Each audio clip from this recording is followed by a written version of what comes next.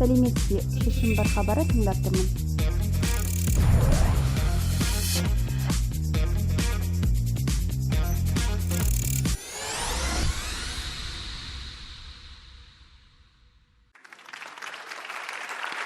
Армағайын Алматы арнасында шешімі бар бағдарламасы. Күркіреп тұрып басылған күн секілді, күрсін үсте бір күні түгесіледі екен. Нөсерлетіп барып тоқтаған көктем күніндей, көз жасы да бір күні сарқылады екен. Жел қағып қалтыраған жапырақтай, жүректегі қорқыныш пен үрей де бір күні қайтады екен. Булығып, қыстығып барып тарқаған бұлттай, шарасыздық пен көнбістік күйі де бір күні сейіледі екен. Олардың орнында бір ғана нәрсе қалады. Күрес. Бала тағдыр үшін ешқашан аяқталмайтын ана күресі. Сюжет көріп алайықшы.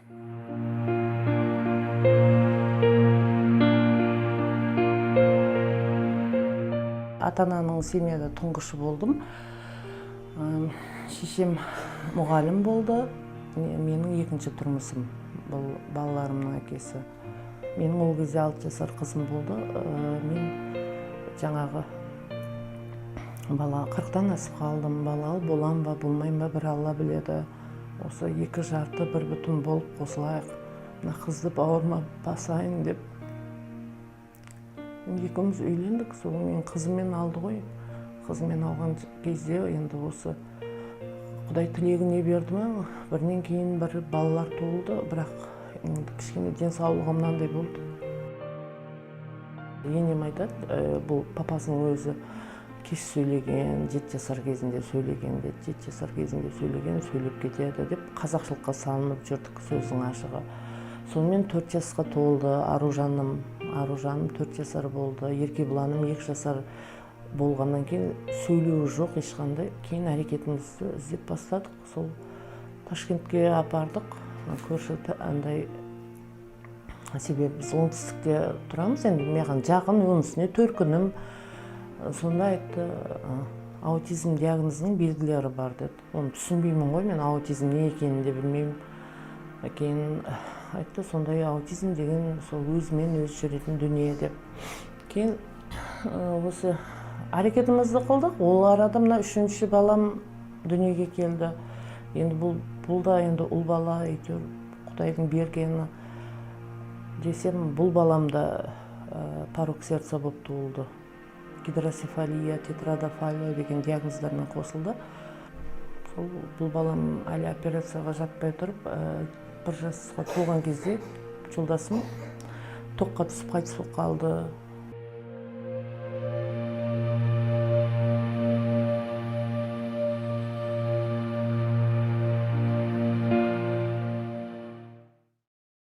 Хабарымыздың кейіпкері Гүлдана Қалдыбаева әпкемізді ортамызға шақырайықшы. Гүлдана, келіңіз. Қош келдіңіз. Саламатсыз. Келіңіз. Ассалаумағалейкум. Батыр, қалайсың? Күшті. Гүлдана, сюжеттен көрдік жағдайыңызды. Үлкен қызыңыздың оқуы қалай? Жақсы. Грантты жеңіп алды, үлкен қызым жақсы. Грантта оқиды, 3-ші курс. Қандай мамандыққа түсіп еді? Негізі басында осы біздің балалардың оқуына байланысты дефектология пәніне түскен еді, бірақ жаңағы оқуы қиындалып кетті. Осы маған көп жағдайда көмек беріп жүріп, ауыстырып жүрдік. Қазір енді сол орман шаруашылығына қатысты. Жаңа сюжеттен көрдік, мүмкін біреулер түсінбей қалған болар. Сіздің 3 балаңыз мүмкіндігі шектеулі. Иә. Мүмкіндігі шектеулі, диагнозы балалар аутизмі. Үшеуде. Бұл сырқаттың белгілі бір себептері бар ма екен, барып тексеріліп көрдіңіздер ме? Менің өзім жолдасым 7 жасқа толған кезде сөйлеген екен. Жуас, момын адам деп. Енем де айтты, енді сөйлеп кетеді. Мен жүрдім, бірақ қызым Аружаным 4 жасар болып, ұлым 2 жасқа толған кезде ол жаңағы момындық емес, жаңағы өзінің ішкі дүниесін айта алмағаннан кейін күндіз де түнде де ұйықтамайтын еді. Содан бастап қарат бастадық қой екен. Біз енді Ташкент Өзбекстан елі жақын болғаннан кейін өзім Ташкенттің қызымын, төркінім Ташкентте алып бардым. Сен аутизм белгілері бар деді. Бірақ біз қайтадан Қазақстанға келген кезімізде Шымкентте 4 жасқа дейін ол диагноз қойылмайды екен. Белгілері бар деді. Кейін 4 жастан кейін уже қойып 6 жасар кезде біз уже мүгедектігінің дәлелденіп, сол диагноз дәлелденді. Бұл жатырда жатқанда да анықталмай ма екен? Қазіргі күнде медицина дамып не қылған ғой, анықталады. Сараптама жасап жатыр ғой. Сараптама жасайды ғой. Енді мен айтып отырмын, қазақшылықпен жүре бердім сөздің ашығы. Ол көзің ашық, көкірегі ояу болғанмен ана үлкендердің сөзінен аттап шыға алмадым. Сөйлеп кетеді, жоқ, ондай диагноз деген жоқ деп. Бірақ мына 3-ші бала өте күрделі, жаңағы жүрегінде ақау, гидроцефалия қосымша, бұлда да жаңағы тетрадофалия деген диагноздармен туылған кезде кейін мен уже ізденіп, апа, енді болмайды, бұл бір емес, екі емес, 3 бала, әрекет етейік деп жүрген кезде, осы баланы қарап жүргенде 1 жасқа толар толмас күйеуім қайтыс болып қалды. Күйеуіңіз, жолдасыңыздың сізбен қандай да бір туыстық байланысы жоқ еді? Жоқ, ондай туыстық қарым қатынасы жоқ. Сіздің Гүлдан әпкеміздің балалары жайлы тағы бір сюжет бар екен, көріп алайық. Үйге қонаққа тағы ай деде, бір деде, үді, бүкті, деде.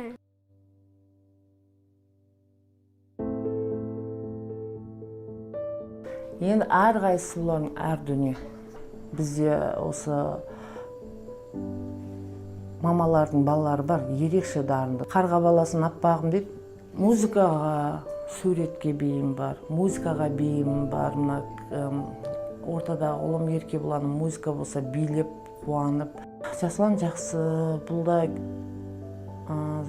аутизм диагнозы, детский аутизм деп қойылды ғой, енді балалар аутизм деп қойылғанмен Жасұланда қазір 50-ге 60-ға дейін санайды.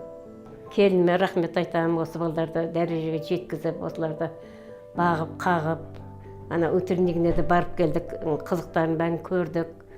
Сондай жағдайда, ауыр жағдайда келген балдар әзір жақсы, Құдайға шүкір. Барлығына түсінеді, сөйлейді, не айтсаң бәрін естеді.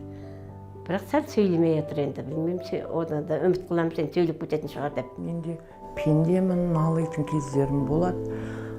Бірақ жаңағы әкем әрдайым айтып отырады, уайым түбі қайғы мұң, батасың да кетесің, тәуекел түбі жел қайық, өтесің де кетесің деп Аллаға тәуекел етемін. Бірінші орында Аллаға тәуекел етемін. Түнде жатқанда да, чтоб таңертең өліп қалмауды. Мына балалар не болады екен деп. Күліп тұрам, біреу сынап жатса да күліп тұрам, маған біреу мен айтса да дейді ғой, мен күлем. Жылаған көз жасымды да көрсетпеуге әрекет қыламын.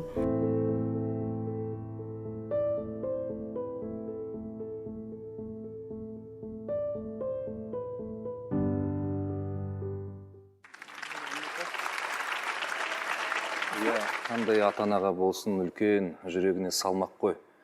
Балаларымен сынамасын деп жатады.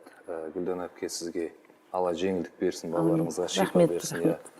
Бәрі жақсы болсын. Сюжеттен енеңіз, енеңізді көріп қалдық. Барлықтарыңыз бірге тұрасыздар ма? Жоқ, бірге тұрмаймын. Енем ауылда тұрады, енді ауылдағы балада. Екі қайынсіңлім, қайным бар ғой. Біз өзіміз бөлек тұрамыз. Осы жолы сағынған деп өткенде ауырыңқырап кетті апам. Сөйткеннен кейін барып алып келдім ғой. Балдарды көріңіз деп. Көргенде жақсы болды, кішкене мыналардың сөйлегенін, баяғыдан жақсы болғандарын көріп, көңілі көтеріліп апамның қазір. Жеке баспаналарыңыз бар ма? Жоқ. Пәтер жалдап тұрамыз. Пәтер жалдап тұрасыздар, иә? Мемлекеттік бағдарламалар бойынша кезекке тұрдыңыздар ма? Кезекке тұрмадық. Бізге әлі себебі енді 3 жыл болады. Мекенжайымыз 3 жылға толғаннан кейін қойылады деді. Қандай жұмыс істейсіз? Мен жұмыс істемеймін. Балаларым қазір 4 сағаттық күндізгі оңалту орталығына барады. Казмет деген бізде осы Мақсат ағайдың демеушілігімен ашылған өте жақсы центр. Нағыз қазақи, нағыз біздің балаларға, тек балалар емес, біз ата-аналардың өзіне де қолдау білдіретін. Бала күтіммен үйдесіз. Мен бала күтіммен үйдемін. Ешқайда шыға алмайсыз ғой енді. Ана қызым сабақтан келеді, мен бір күндері мына жоғары жақтардан барып, тіршілік көзі үй тазалап келемін. Сондай үй тазалап, мына кішкене анамын ғой енді бәрібір. Ана бізде кейбір нелер айтады, мына логопедке апарсақ жақсы болды, мына психологқа апарсақ жақсы болды дейді. Сол қосымша нелерге апару үшін сол күнкөріс көзі де. Болмасам былай мына балалардың осы мүгедектігімен жаңағы пәтеріміз төлеп отырмыз. Бақытты отбасы деген бағдарлама бойынша үй кезегіне тұруың үшін сенің айлық көрсеткішің болу керек дейді. Ал енді мына бір жерде оның үшін жұмыс істей алмаймын сөздің ашығы. Ана қызым оқуын бітіріп алсын деп отырмын. Мыналарды шығарып салуың керек, күтуің керек. Ал сен бір мемлекеттік жұмысқа кіруің үшін ол жерде жүруің керек қой, кемі 6 сағат жүруің керек. Жұмыс істемеймін. Пенсионный фондым жоқ та, ойдағыда пенсионкам жоқ. Мен осы жайында студиямызға Алматы қаласының әлеуметтік әл-ауқат басқармасының бақытты және ұзақ өмір сүру бөлімінің басшысы Нұржамал Орынбек қызы келіп отыр. Осы кісілерге мемлекеттік бағдарлама бойынша үйге кезекке тұру мәселесі жайын сіз білесіз бе?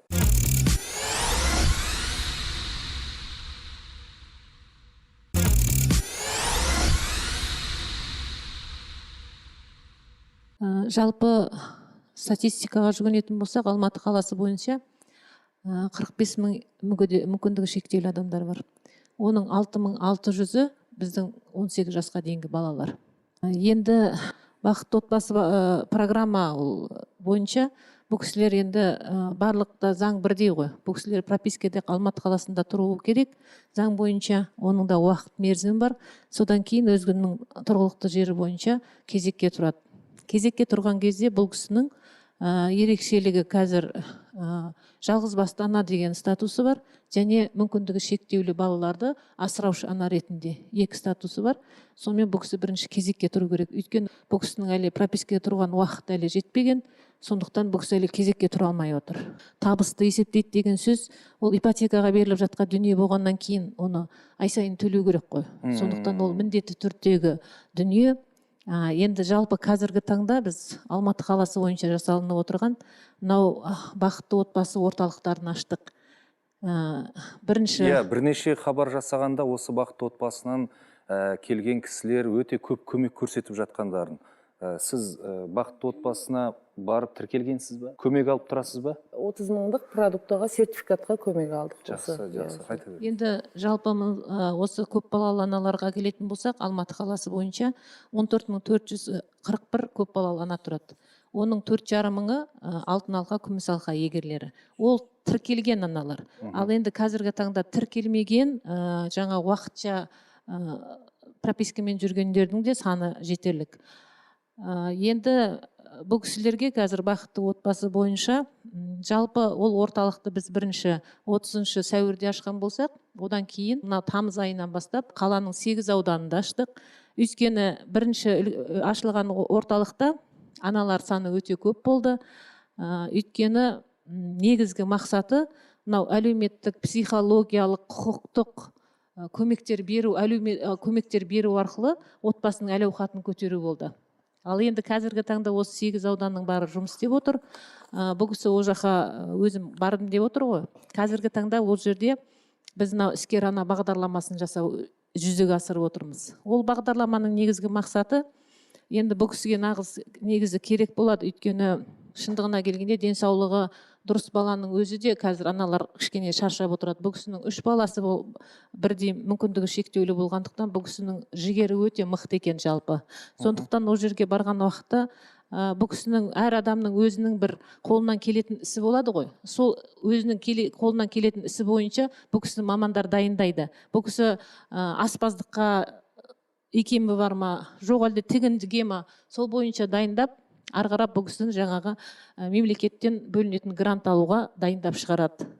Содан кейін арғарап бұл кісі өз ісін жасауына болады. Өйткені жаңағы айтып жатыр ғой, бізде мынау арнаулы әлеуметтік қызметтер беріледі мүмкіндігі шектеулі адамдарға. Сол бойынша бұл кісі қазір біздің мынау үкіметтік емес ұйымымыздан қазір қызмет алып жатыр. Сол уақытта бұл кісі кішкенде азғантай күніге бір 4-5 сағат болса да өз ісімен айналысуына, табыс табуына мүмкіншілік жасап отырмыз. Рахмет.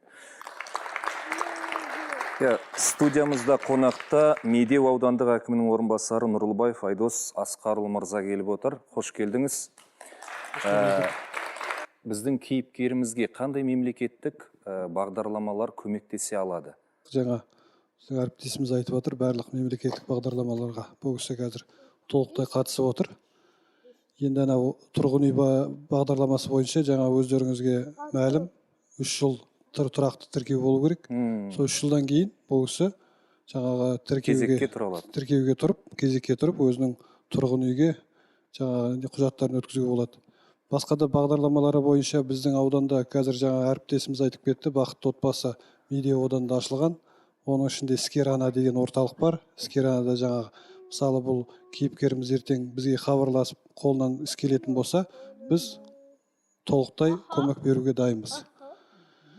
Шетсіз қала деп бағдарлама бар, өйткені ол біздің әкіміміз Сағынтаев Бақытжан Әбдірұлының осы Алматы қаласына келіп әкім болып тағайындалғанда өз алдына қойған мақсаттардың, бағдарламалардың бірі ол шетсіз қала деп аталады. Шетсіз қала дегеніміз біздің қаланың орталығына көп мән беріледі. Қаланың орталығына сәндейсіңдер, қаланың орталығын жөндейсіңдер, қаланың шеті қараусыз қалып жатыр деген көптеген халықтардан ұсыныс түскен, тұрғындардан. Сол үшін осы қаламыздың басшысы сондай бағдарлама құрып, сол бағдарлама қазір толықтай іске асып, жұмыс жүргізіліп жатыр. Біздің ауданда мынау осыдан 5 жыл бұрын Талғар ауданы Алматы облысынан қосылған шағын аудандар бар. Сол шағын аудандарға қазір толықтай жаңағы мектептердің ауласын жөндеп, мектептердің ауласына спорттық нысандар қойып, жаңағы балалар кешкі жақын айланысатындай сондай жағдай жасап, көп жағдай бөлініп жатыр соларға. Рахмет. Осы оңалту орталығы туралы бір сюжетіміз бар екен қысқаша. Сол сюжетімізді ең жақсы көретін жеріміз көріп алсақ. Иә. Қазақ медицина қоғамдық бірлестігі 2015 жылы Алматы қаласында құрылған. 2018 жылы январдың 1 күнінен бастап мемлекеттік тендерге қатынасып, Алматы қаласы Алатау ауданын негіз ете отырып, бірінші жылы бізге 28 баланы қызмет көрсету тендерін ұтып алғанбыз. Ал енді Гүлден семьясынан алып айтсақ, енді оңай емес. Гүлден ханымға да бір үйде 3 бала. 3 баланың ең үлкені ғана студент. Осы балалардың тағдырына бола арнауы дефектолог мамандығының 2-ші курсында оқып отыр. Ана Еркебұлан деген бала негізінен алып айтқанда айтқанның бәрін түсінеді, команданы орындайды. Енді Жасұлан жөнінен алып айтқанда, Жасұлан тіптен қиын болатын, әзір айтқанды түсінеді, биді жақсы көреді, әрқандай іс-шараларда жаңағындай таныс ойнайды. Бұл жердегі негізгі балалар психоневрологиялық ауытқуы бар балалар, ДЦП балалар, оның кейін аутизм балалар бізде ем алады.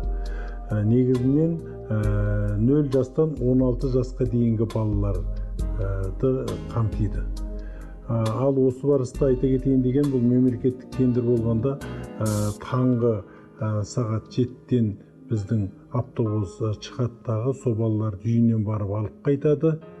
Алып қайтып келген уақытта 8:30-9 болады. Сонан бастап ол балаларға көрсетілетін қызмет түрі біріншісі оңалту іс-шаралары медициналық.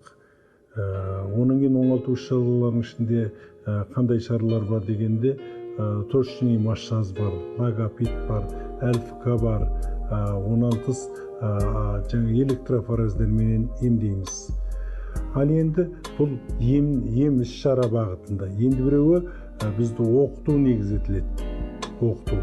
Бұл жерде бізде негізінен алып айтқанда музыка мұғалімі бар. Оның кейін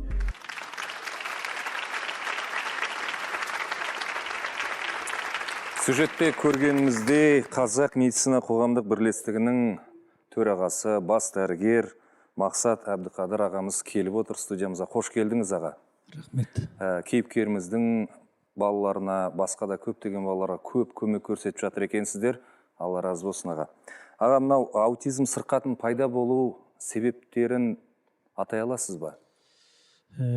Бұл енді бұл семейдағы 3 бала және Гүлден ханым да айтып өтті, аутизм диагнозыменен тіркеуде тұрған. Бірінші бала аутизм диагнозы анықталғаннан кейін міндетті түрде ерлі зайыпты екеуі баламенен қосылып генетикалық сараптаудан өту керек еді. Егер генетикалық сараптаудан өткен жағдайда ол жерде анық шығады, келесі балаларды алуды шектеу керек болатын. Бірақ жаңа өзі айтты, қазақшылық қылып, бақсы балгерлерге барған, ауыл арасында емдеткен, сонымен 3 балада Алланың жазымыз шығар, енді осындай дүниеге келді.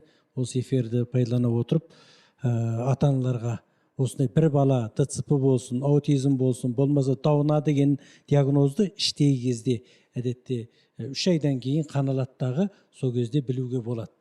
Бірақ кейбір ата-аналарға дәрігерлер болмайды, аборт жасау керек десе келіспей дүниеге келіп жатқан балалар да бар. Мәселен, Қазақстан Республикасының статистикалық негіздеріне сүйене отырып айтқанда, қазірге дейін Қазақстан Республикасында 19 000 ДЦП бала есепте тұр. Бір жылда туылған балалардың 1000 баланың ішінде 200 бала түрлі түсті ақауларменен дүниеге келетін мүмкіндік шектеулі балаларға дүниеге келіп отыр. Осының ішінде 70 бала ДЦП болып, балалардың церебралды сал ауруыменен дүниеге келіп отыр. Жылдан жылға сайын мемлекет қаншама бағдарламамен қаншалық қаражаттарды бөліп, медициналық аппараттарды әкеліп жатыр. Бірақ өкінішке орай біздің балаларымыздың 20% инвалид болып дүниеге келіп жатыр. Сол себептен мемлекеттік деңгейде қарау керек сияқты. Өйткені, мәселен Қытайда былай істейді. Жүкті әйел толғағы келгеннен кейін, астынан су кеткеннен кейін 6 сағаттың ішінде өздігінен босану керек. Өздігінен босанбаса, бір. Екіншісі, іштегі баланың қалыпты жағдайдағы жүректің қағуы 150-ден, нәрестенің жүрегінің қағуы 150-ден төмен болу керек. 150-ден асса, іште тұншықты деген сөз. Болмаса, іштегі кіндіктің мойнына оралды ма жоқ па, бөксесіменен келді ме жоқ па, соның барлығын қадағалайды. Ал бізде кейбір ата-аналарда ДЦП балалармен күні бүгінге дейін мен 2400 баланы емдедім. Соның ішінде 180 балаға тұсаукесер жасадық. Осының барлық ауру тарихын сұрап көрсең, әзір мен докторатурада қорғап жатқанымда осы мамандық, сұрап келетін болсаң, осы жас ата-аналар үйленуді білет, қазақпыз ғой енді. Бірақ үйленудің алдында бала алуды жоспарламайды. Денсаулықтан медас мотордан өтпейді. Ең ақырында не болды дегенде, бізде 72 сағатқа дейін сақтап, жаңағындай өздігінен босанады дейтін жағдайлар бар. Онан инфекция болады. Сарғаю көрсеткіштері әдетте қалыпты болғанда 20 күннің ішінде кетіп қалады. Билирубин болады. Билирубин деген ол цитомегалоз герпеспен инфекцияланғанда, ол қалыпты балада сарғаймайды негізі. Ол 200-ден асса, 76 сағатқа дейін адамның нәрестенің денесінде болса, онда бұл бала жаңа ДЦП-менен ауыратын болады. Сол себептен мен ойлаймын, протоколды өзгертпейінше біздің бұл көрсеткіш жылдан жылға көбейе беретін сияқты. Жақсы, аға.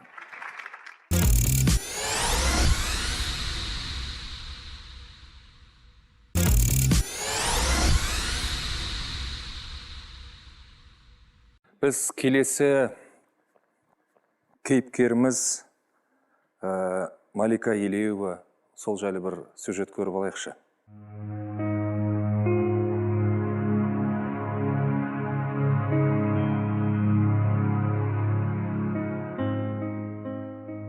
Мен 5 балам бар, үшеу ерекше балдарым, 2 қызым бар.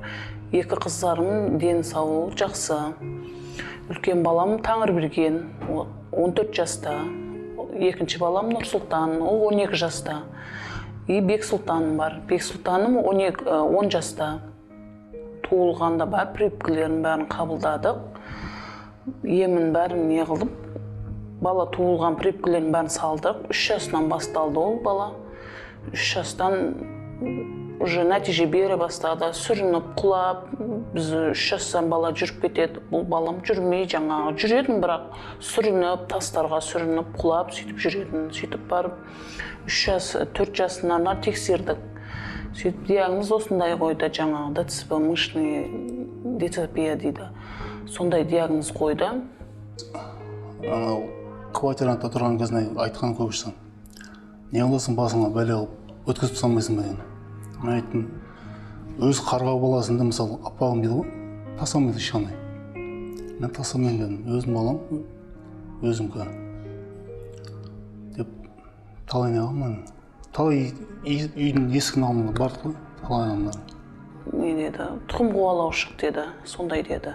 Көңіл күй болады, кейде жылап аламыз, былайша кете береді ғой, бәрінің көңіл күй болады, кейде көтеріңкі болады, кейде қапа боламыз. Көңіл күй кейде жақсы болып қалады, жаңа өлең айтқан жақсы көреді. Жаңа өлеңді қойып береміз, соларды айтып отырады ғой. Осыған көнеміз, осы тағдыр осындай болды. Күйеуім қолдап келіп жатыр.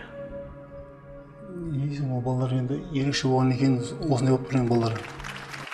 Малика, Елеуованы ортамызға шақырып келіңіз, Малика. Малика, жолдасыңыз ағаш ұстасы екен, иә? Айлық табысы қалай? Арғалай табыс табады. Отбасын асырауға жете ме? Иә, жетеді. Істеген жұмыс. Балаларға мемлекеттен жәрдемақы, Иә, оны алып мүгедектікке жатырмын. байланысты алып тұрасыздар ма, көмек? Иә, алып жатырмыз, көмектесіп аламыз, барлық несін бәрін, көмегін бәрін алып жатырмыз. Жақсы, тағы бір сюжет бар екен, көріп алайықшы сол сюжетті. Мұнда айтатындар болса болатын шығар. Мен жұрттарға қарамай алға түсіп, не қылып жүре берем ары бер. Кім не айтады оған мән бермеймін. Балдармен көңіл күйіне қарап, солар көңіл күлсе, солармен күліп, жыласа, солармен жылап. Осы балалар қатарға қосылып кетсе екен. 5 жылдан кейін, 10 жылдан кейін болса да, қатарға қосылып, өз-өздеріне қызмет қылып, өздеріне жарасымды жұптарымен ел болып, отан болып кетсе екен, соны тілеймін.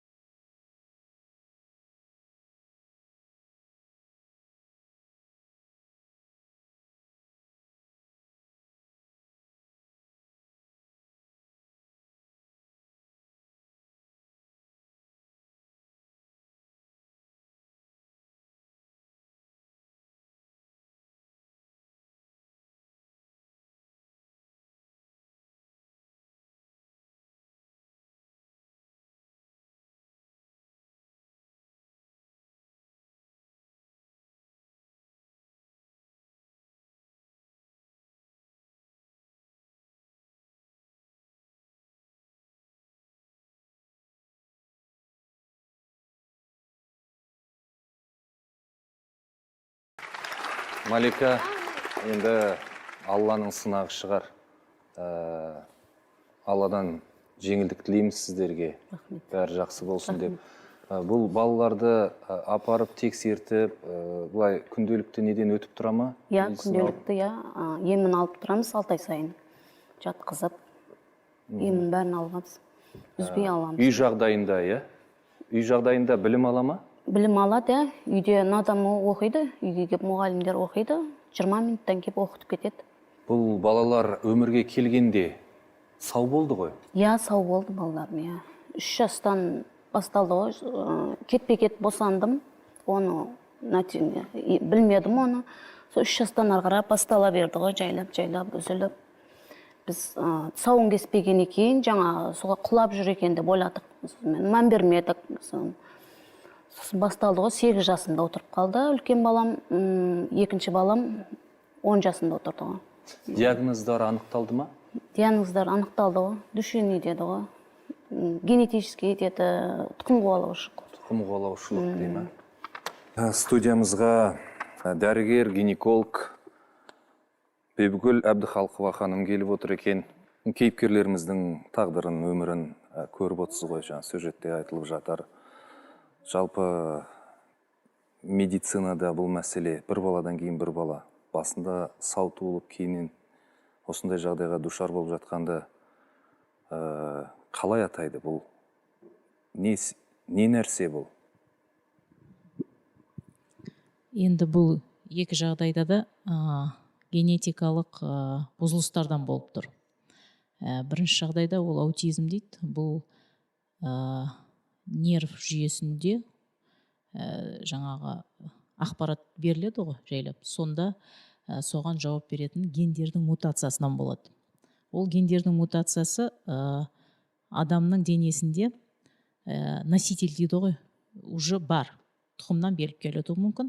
Болмаса, әртүрлі стресстің жағдайынан, әртүрлі иммунологиялық жаңағы бұзылушылықтар, инфекцияны уақытылы емделмегеннен, әртүрлі ортаның зиянды факторларынан, мысалы қазір мына электромагниттік облучение көп қой сотовыйдан.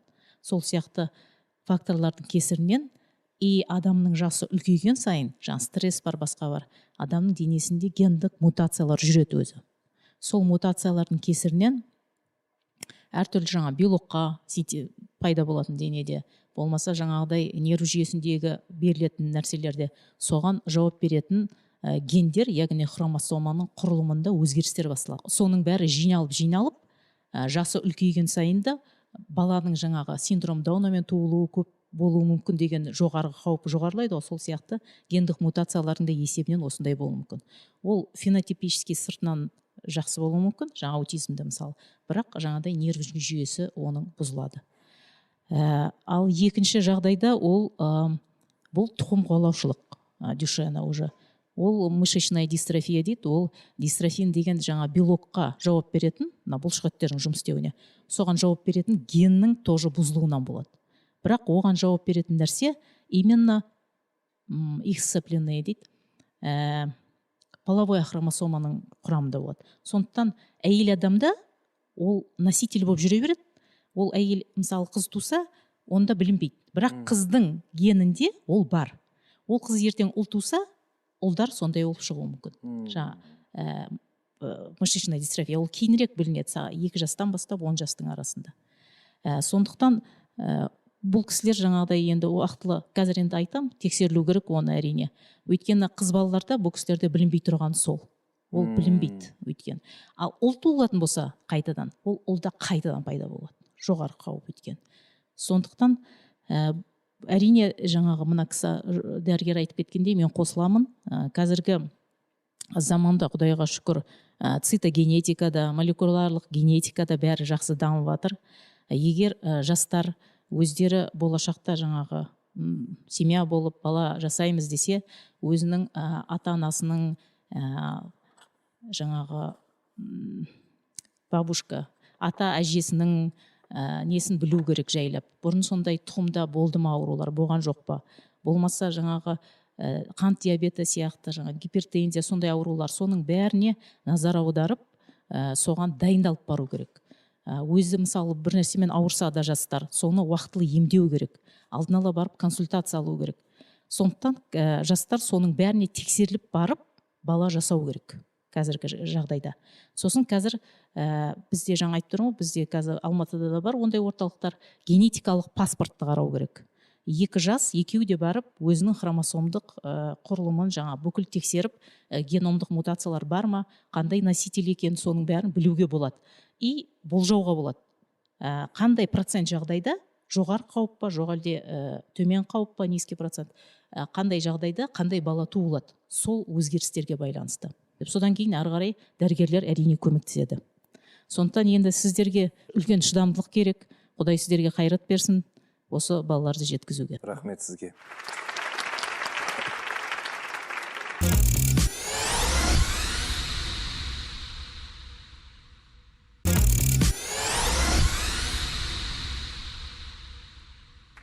Студиямызға журналист Айнұр Асанберді ханым келіп отыр. Балаларға қарап, сондай сүп-сүйкімді балалар.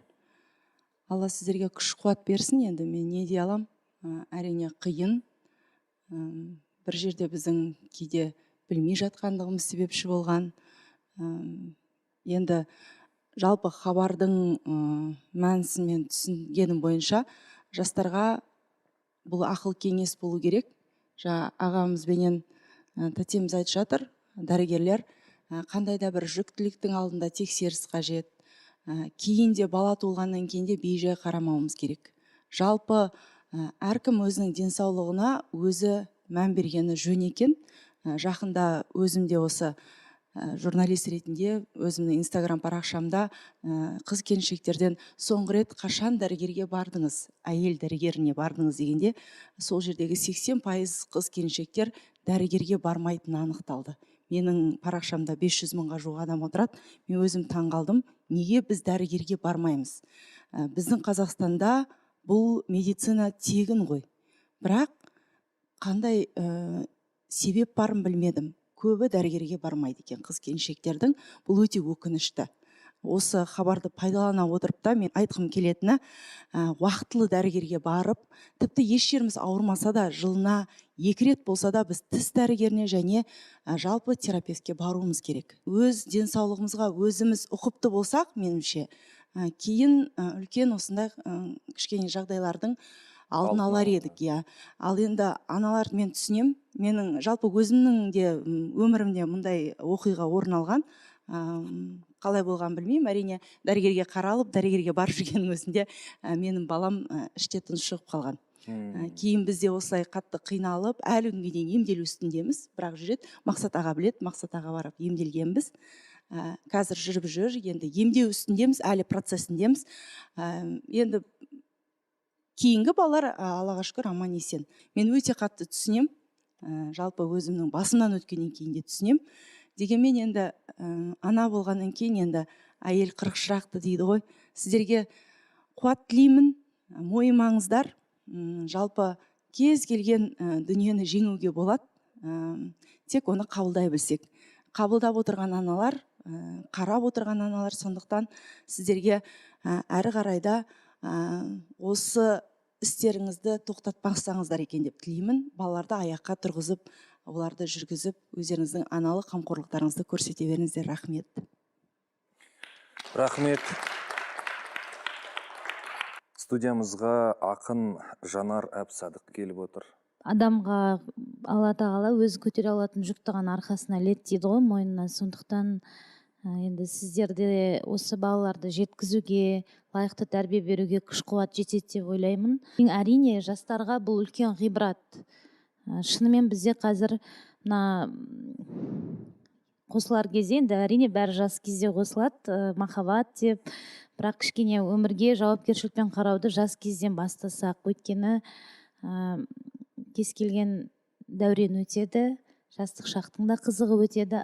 Ең бастысы біз өзіміз жақсы саналы адам болып қалыптасып, және артымыздан дені сау, жақсы ұрпақ қалдыруды ойлау керекпіз. Ол жас кезде маңызды болмағанмен, ертелі-кеш сол түсінікке келеді кез келген адам баласы. Сондықтан отбасы құрарда кішкене жауапкершілікпен қарап, алатын жаңағы қызыңыздың немесе тұрмысқа шығатын жігітіңіздің денсаулығына, өмірге көзқарасына, салауаттылығына мән берген дұрыс деп ойлаймын. Ал енді аналарға күш қуат тілеймін. Рахмет. Малика, сіздер пәтер жалдап тұрасыздар ма, жоқ баспаналарыңыз бар ма? Баспаналарымыз бар. Спонсорым алып берді.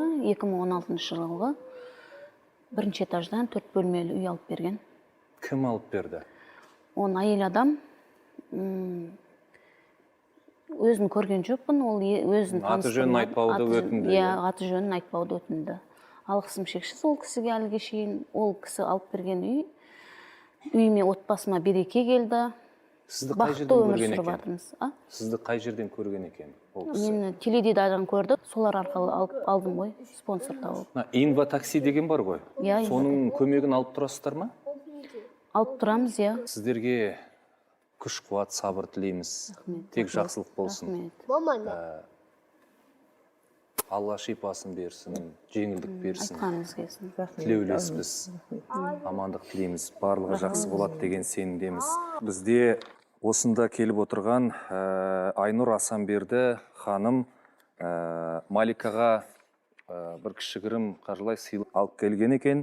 Сосын студенттердің де, жас колледждің студенттерінің, ол колледждің аты өзін өзі тану, адамның үйлесімді даму гуманитарлық колледж деп аталады екен. Сол жігіттердің Гүлдана әпкемізге беріп жіберген қаржылық бір кішігірім сыйлығы бар екен. Соны табыстауды рұқсат етіңіздер. Гүлнәр, нәтеңіз сізге.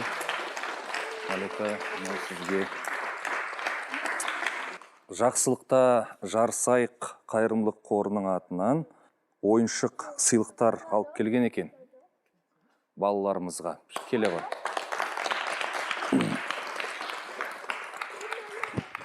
Жалпы барлықтарыңызға қайырлы кеш. Біздің аутизм ауыратын 3 балақайымызға біздің Жақсылықта жарсайық еріктілер тобының атынан бір кішігірім базарлығымыз бар. Қабыл алыңыздар.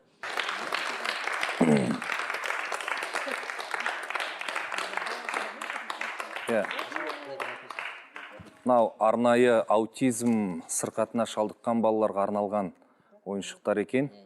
Алла разы болсын бауырым. Жан жағымызға көз салсақ, қарбаласқан қым-қуыт өмірді көреміз. Сан мыңдаған адам сабылсып, өз өмірін сүріп, тағдырдың маңдайға жазған ғұмырын кешіп жатады. Бірі асығыс, бірі сылбыр. Бірі бақытты, бірі мұңды.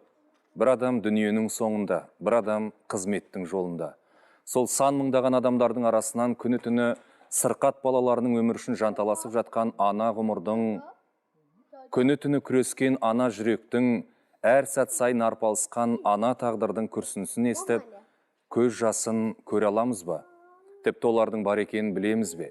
Алайда сол аналар бір сәтке де бақыттан, арманнан, үміттен, жарқын өмірден күдерін үзген емес. Олар үшін өмір бітпейтін күрес. Бәрінің де өз шешімі бар.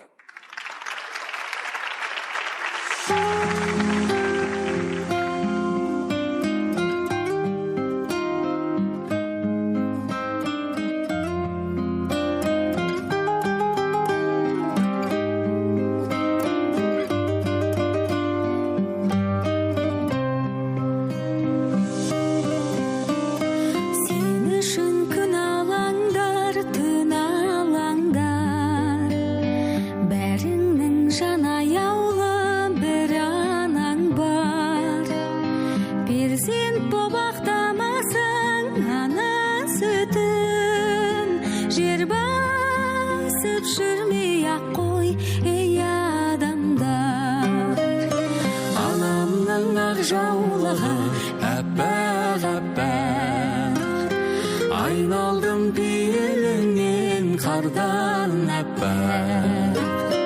Анашым ақбаданның арқасында, басымда тұрады әркез бақ қонақта. Шықсаң да қиял жетпес қияға бір, ойыңа жақсылығын жияла жүр. Зар болып жананасың бір көруге, аз бекен мұңайған қыз жылаған ол. Анамның ақ жаулығы әппақ әппақ, айналдым пейіліңнен қардан әппақ. Анашым ақбаданның арқасында, басымда тұрады әркез бақ қонақта.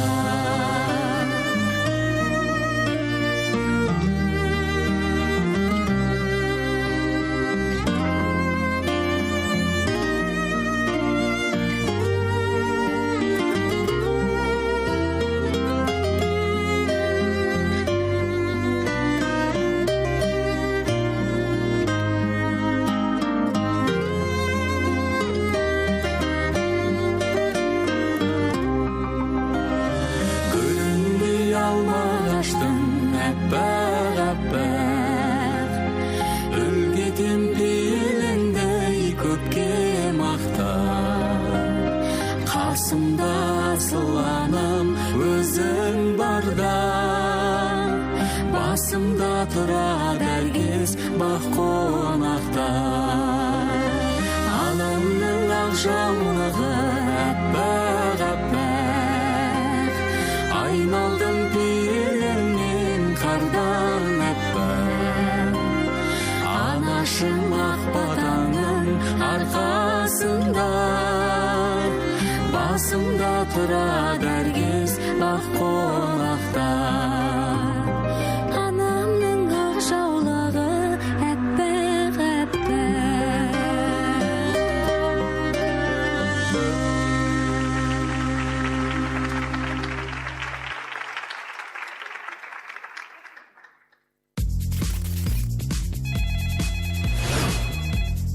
сәлеметсіз бе? Шешім бар хабары тыңдап тұрмын.